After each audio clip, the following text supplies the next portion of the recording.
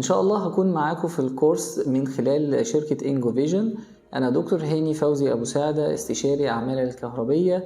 ودكتوراه في نظم القوى الكهربية والشبكات ومدير إدارة تشغيل المحطات بوزارة الكهرباء المصرية. وأتمنى لكم تدريب مثمر ومعلومة مفيدة، وإن شاء الله هيكون شعارنا في التدريب بتاعنا زي ما احنا متعودين دايما: خبرات السنين في دقائق معدودة.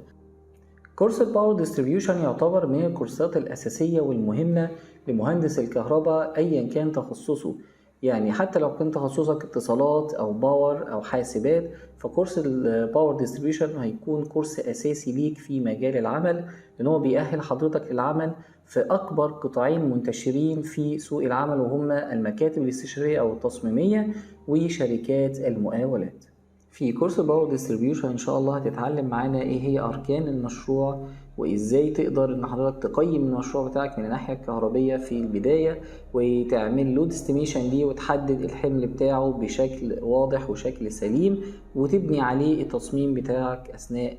عمليات التصميم. في الكورس كمان حضرتك هتتعلم معانا ازاي تعمل تصميم لانظمه الاناره وانظمه الباور داخل المشاريع على مستندة على الأكواد المعتمدة زي الكود المصري والأكواد العالمية الأخرى. ده كله هيقود حضرتك في النهاية أنك تخرج تصميم بشكل احترافي، التصميم قابل للتنفيذ وبيراعي عدة نقاط ممكن يكون محتاجها العميل في تشغيل المنظومة بتاعته. وإن شاء الله هنتكلم برضو في الكورس بتاعنا بتفصيل عن اللوحات الكهربية، مكوناتها، ازاي حضرتك تعمل لها تصميم، ازاي تختار السيركت بريكر المناسب والكيبل او الواير المناسب للحمل بتاعك، ازاي توزع احمالك على مصدر الكهرباء اللي داخل للمشروع بتاعك بشكل منتظم وبشكل متساوي، بحيث ما يعملكش مشكلة في مصدر الكهرباء الرئيسي او في المحول المغذي للمشروع بتاعك. تقدر تحدد قيمة المحول بتاعك، وإذا كنت من الأصل هتستخدم محول للمشروع أو مش هتستخدم له محول. وده كله هيكون في إطار من المعلومات الموثقة طبقا للكود المصري وطبقا للأكواد العالمية، عشان حضرتك تبقى مطمن إن التصميم بتاعك خارج كودد وما يكونش فيه أي نسبة خطأ أو نسبة مخالفة للأكواد الهندسية المعتمدة.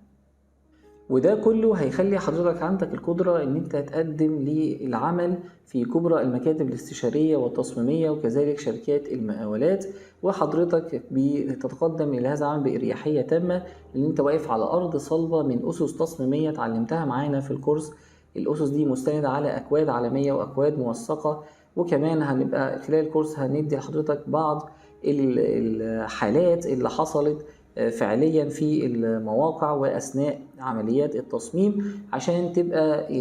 خبرة لحضرتك